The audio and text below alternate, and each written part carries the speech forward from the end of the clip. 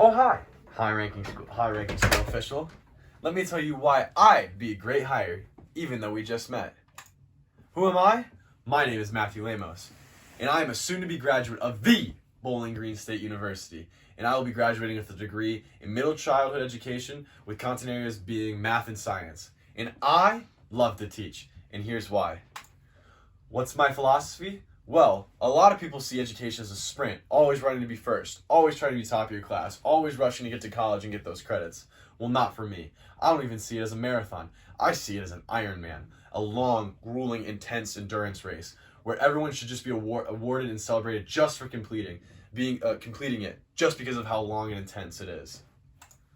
Why would I be a great candidate for this job? Well, to put it bluntly, I was that kid who was doing the sprint. I was always running to get to the front and always trying to get those top test scores. When in reality, it's not like that. I strongly believe in Carol Ann Thomas's creation of differentiation and how students should be going at their own pace so they can take in the information and learn, and so they can reach their fullest potential at their own speed. Because isn't that what the goal is? Not the test scores, for our students to reach their fullest potential. Why do I want to teach adolescents, or why are they so awesome? Well, this is a very pivotal time in their lives, even though they may not know it. We have the opportunity to teach ages 9 through 13. Well, in Erikson's stages of development, those stages of development they're coming through are industry versus inferiority and identity versus role confusion. On the one side of the spectrum of our age range, we have identity versus inferiority, when students are starting to take pride in their work, but they're also starting to take notice of others, and they're starting to feel like they're doing less sometimes because of compared to others. Well, in reality, we need to be there to tell them, look, it's not about how others do and how others succeed. It's about you taking pride in your own work and loving what you're doing. Even though they succeed, it doesn't mean you can't at the same time.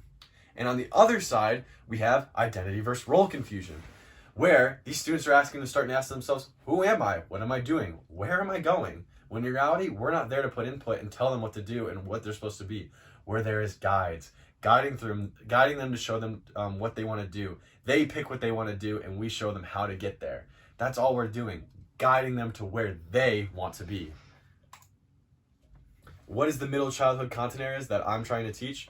Well, for math, it's all about laying the foundation. We're talking about things that these students are going to use for a very, very long time, and we need to set the foundation right now. We're talking about multiplication and division of multi-digit numbers, fractions and ratios, even the introduction of geometry. And these students need to get this down now. They need a strong, good teacher to teach them this so they can build off of these and learn more and more later.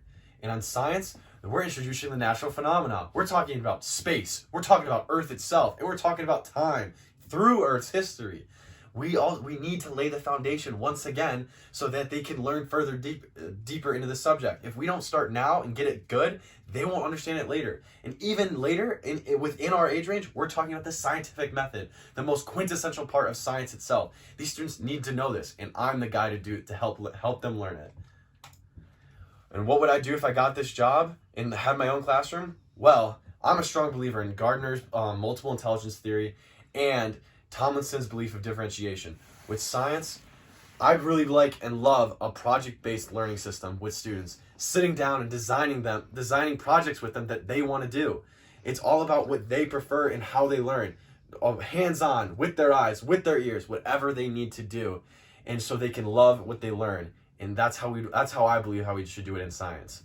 In math, differentiation is key, like Tomlinson said. We're always going to have students who are just a little bit ahead, and we're going to have students who are just a little bit behind. It's all about keeping them together and making sure they feel on pace to what they're doing. Those students who are a little bit ahead, we're still going to give them work to stimulate their brain, but we're also going to try and keep them with the pack. Those students who are a little bit behind, we're always going to try and reel them back in, but at the same time, not pushing them past their pace. It's always about their pace so they can reach their fullest potential. Thank you for your time. Here's my card, and once again, I'm so sorry for cornering you in an elevator. It's the only time I had to get you.